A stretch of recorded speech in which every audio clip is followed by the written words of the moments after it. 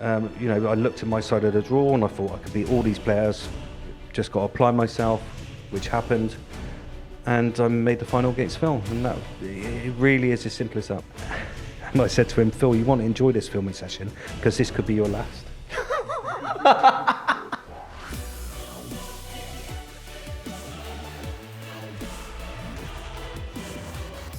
Hello, welcome along to the Tungsten Talk here at the MODUS Super Series, where we have a look back at the life and times of some of the most famous players in the sport. And today we have the former World Championship finalist, Mark Dudbridge, with myself and Matthew Edgar in the studio. Mark, great to see you. First of all, how are things at this present moment in time? In terms of darts, in terms of life, yeah, life's good. Got a building business with my partner, Jodie Bessel's, going really well. Obviously, the seniors darts is kind of got me back into darts because I did retire. But Jason gave me the opportunity, and here I am again with the sponsors come back in, and I'm still playing it at some sort of level. We can see the smile on your face. Are you enjoying your darts at the minute? I enjoy it before and after. And the actual playing side of it is a bit difficult these days. I suppose I don't put in what I should because you get out what you put in, and my brain still thinks I can do it. This is the dilemma that I'm in. I suppose as well for you, what you are playing, are you just playing in the bits and bobs that make you happy because, as you say, you've got other things going on outside of the sport? Yeah, I'm a bit lazy in terms of entering tournaments and stuff like that. If I get an email through from MODUS and say, "Can you appear?" Yes. Seniors, yes. I am thinking of entering more sort of local tournaments and things like that, just to try and get a win or try and get a bit of confidence, or just try and throw a little bit better. But yeah, it is still putting in the background. Matthew will probably know that, the desire's still there, but the application probably isn't as good. Is it one of those difficult things where your brain probably tells you no matter where you are at your career, you think you could be a world number one and world champion, but sometimes the body doesn't replicate what the mind says? Yeah, I'm watching the guys in the Premier Leagues and stuff, and I think I could still do that, and the reality is you can't. I probably need therapy to say. I need somebody to just go, Mark, just please leave all that behind. But your brain's a funny thing, and but your body just kind of doesn't go with it. We've played an individual sport. That's the thing, isn't it? And when you play an individual sport, it's all on you, and you need to have, dare I say, a bit of ego, don't you, at times, to be able to go out there and produce or to play in this world that we choose to do so. So absolutely, I can understand how it doesn't leave, and I'm guilty of this myself, Henry. Like, I'm terrible for it. I don't want to play no more, and then you sit watching it, you're like, I could do that. Especially when the World Championships is on. Whoever sits at home and watches the World Championship and doesn't get the darts out the case and have a throw? And then you're like, oh, I can still do this. But it's different when you're just having a throw at home. And then I get what Mark's saying here about, like, he says, I think I would like to go do some more tournaments. And you wake up the morning of and you're like, am I really bothered? You're like, you need that carrot dangled to get you out of bed, to get through it. And that's why things like MODUS Seniors will be inspiring, because it's dangling the carrot. But when you go to these tours, you're so far away. It's like, I'm at the beginning of a journey. Do I really want to go travel this tour and do this system to try and get to the end of the road? So it's nice that the system's there now that people can come and do it. Is it fair to say without things like this and the seniors, we probably wouldn't see you playing darts? No, I was gone. I was finished. It's got me back into it, and let's be fair, in a good way. I do enjoy it. I'm still ultra competitive, but I wish I was competitive in my daily life. Then I might get on the practice board. I might do a bit more, and it's all mights and ifs and buts, and. I think I'm going to win this today, in my mind. After the first couple of games, the reality might set in, but you never know. I might win my first two games and start flying again. Let's go full circle then and go all the way back to the start. When did darts first get introduced to the life of Mark Dudbridge? Well, when I was probably 10, 11, 12 years old, my my dad always played darts in Bristol, which was very competitive. Played for the West of England with the likes of Alan Evans and Leighton Rees, and they kind of had the best side in the world at the time. They went up to London. They beat London, I think, 11-1, and the only player for London to win was Eric Bristow. So that's how good they were. Tony Riddler, I can reel off a load of names nobody would know. They were really good. So obviously got brought into darts at an early age. My sister played. We always practiced at home together. And then before I knew it, I was down going with my dad and getting the odd game when we were 3-0 up. And it just kind of took off from there. When did you realise I'm actually really good at the game? Well, it was everybody around me who realised that I was good, I suppose. I was asked to play for the West of England county at like 15. My dad wouldn't let me play. But I was good enough to play, really. But, all the shenanigans that went on years ago with county darts, my dad kept me away from it for a number of years, which was the right decision. So when did you start playing more really competitive darts then? Well, it was always competitive. In Bristol had a brilliant dart scene. I mean, you know Chris Mason well, and he will say Bristol was amazing. And one thing my dad always said about it, I said, Dad, I want to play on the telly one day. I want to do this. He said, you got to win Bristol first. Mm-hmm. If you win Bristol, then you might have a chance. And I started winning things in Bristol, winning the local leagues and winning everything, which was a really, really good standard. And when I kind of went on to what I'd done, it was easier. Mm-hmm. It's key to also point out and add a bit more context to what Mark's describing here, because you say that when did you realise you was good? Well, being asked to play county at 15 years old in Mark's era, that is good. We didn't have things like we do now where we've got development tours, challenge tours, pro tours. We didn't have the systems, we didn't have the ADCs, we didn't have the vaults. It's just described there what county was like in like the London area. The county system used to be the best players in the country representing their county. It's not what the county system is now. It's a very diluted system. Anyone who watches this in 2025 and looks at it and hears county just thinks, oh, okay, that's just part of the course. But this was essentially what was the top flight darts off TV, and it weren't on TV that often. So this was where you sort of blooded yourself in and got your real top end game. So you've mentioned, obviously, Bristol, playing county. When did it get a little bit more serious in terms of playing open competitions at the BDO circuit and things like that? Well, I didn't do the BDO circuit. Chris Mason always said to me, Mark, when you going to do it? Everybody around me was saying, Chris is doing it. Why aren't you doing it? I'd done a bricklaying apprenticeship, and I was kind of a bit sensible. And I said, I haven't got the money for a start to be travelling around the world in those days just to try and get a spot in the embassy, which was the only goal at the time. So I didn't bother.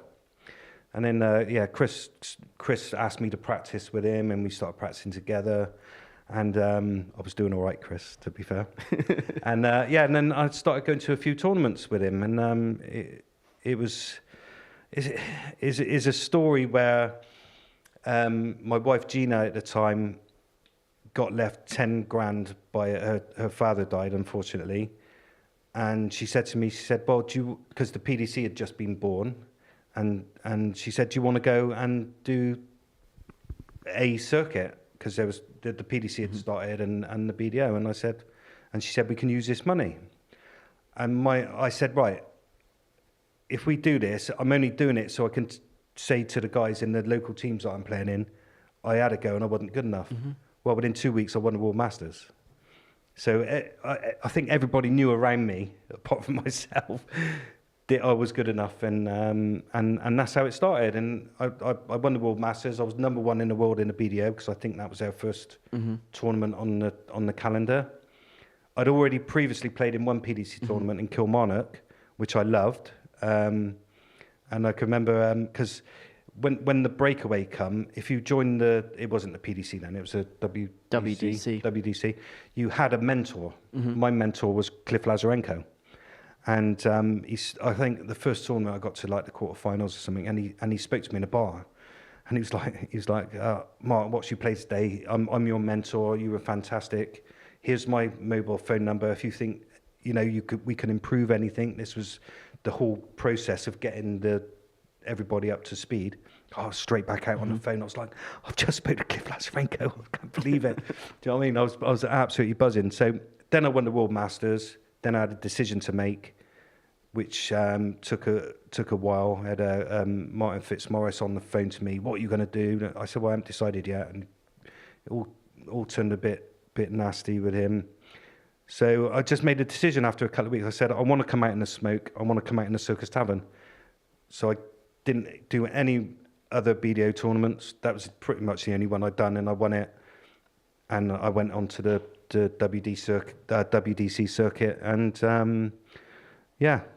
and didn't take long to get up in the rankings. And before I knew it, I was in TV majors, as a world match play, playing with players like Dennis Priestley, obviously Bob Anderson, a great friend of mine.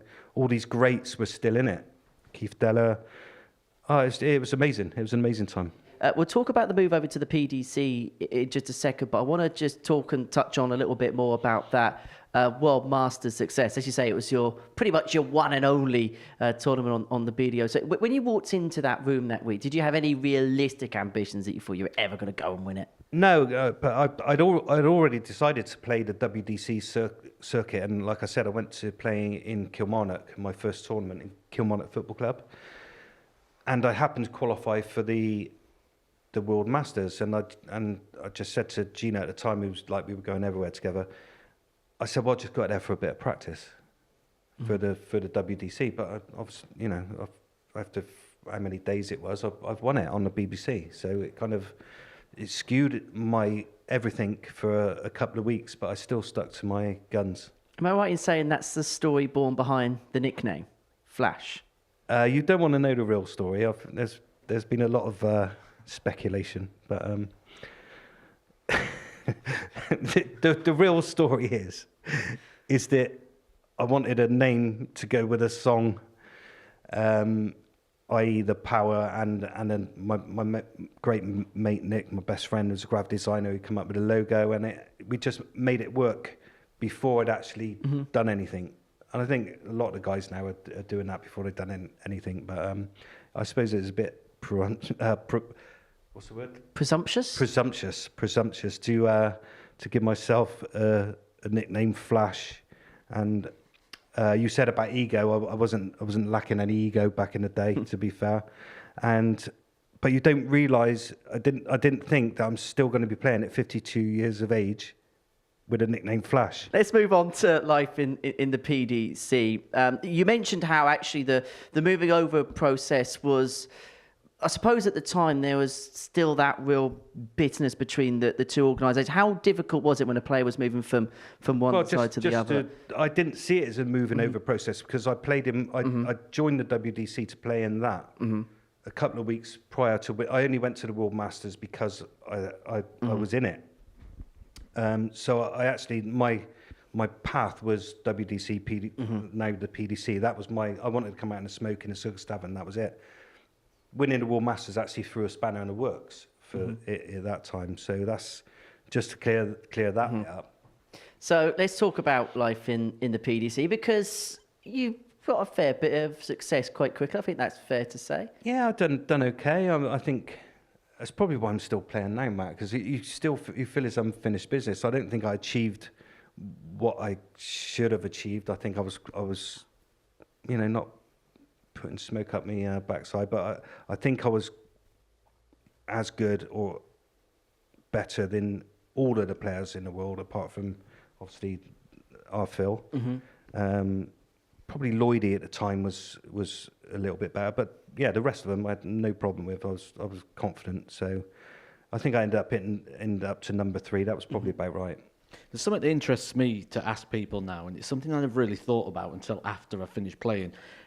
Are you a fan or a player? For me, I was a fan playing on the PDC, and I've spoken to other people in other sports, spoke to Rob Van Dam the other day about what it's like in the wrestling world, and he was like, I was taught from an early age, you are a worker, you are not a fan. So he never really embraced it. And then you say things like, oh, I spoke to Cliff Lazarenko on the phone and I came out and I was buzzing. Did you go to the now PDC and fan, or was it, I'm here to compete? No, I was there to compete. I mean, I'm talking right back in the early days when it didn't seem so long, when I was watching the Lakeside on the sofa, watching John Lowe and Eric and, the likes. And...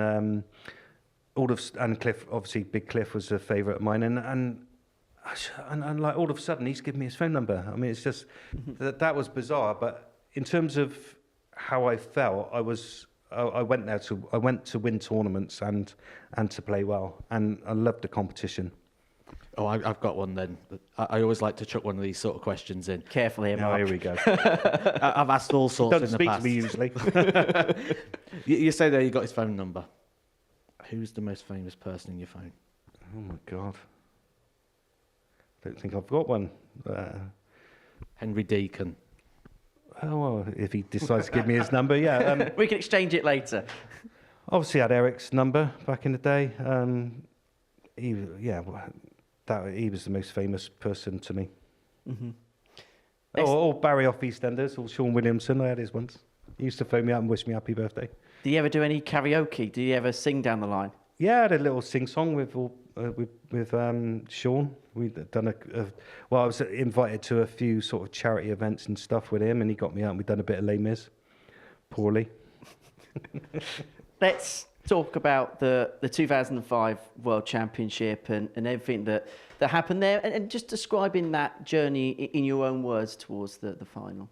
I think it was a bit of a good year. I made the World Match Play final. Had a few scrapes along the way, but made the final. Had a good year on the circuit, and kind of going from the match play, making the final, and learning a lot about myself in terms of the final. I felt really confident going into that World Championships, and it is basically as simple as that. There was nothing else in my mind apart from, I looked at my side of the draw and I thought I could beat all these players. Just got to apply myself, which happened, and I made the final against Phil, and it really is as simple as that. For the mere mortals amongst us, what's it like on the day of the World Championship final and you're playing in it? Well, we'd done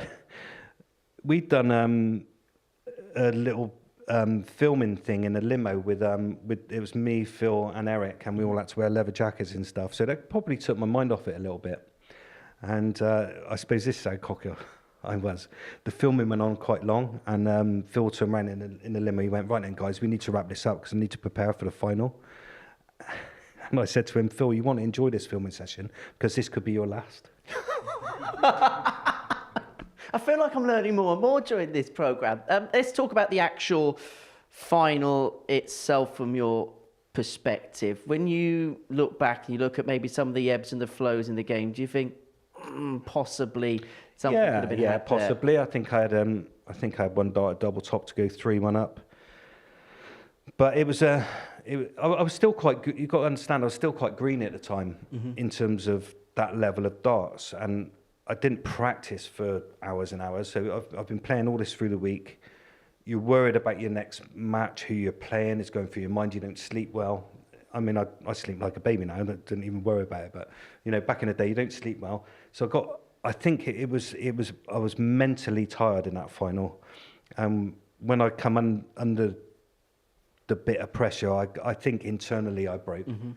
I don't mind admitting that, because there was one point we went out the back. I can't remember what the score was, and I went down on my knees on the table, and they went, "Right, you've got to get back out and play." And fair play. Well, now I see Phil is controlling the situation, but Phil went, "Are you okay? Do you need a couple more minutes?" And I said, "Yeah, I could do with it, Phil."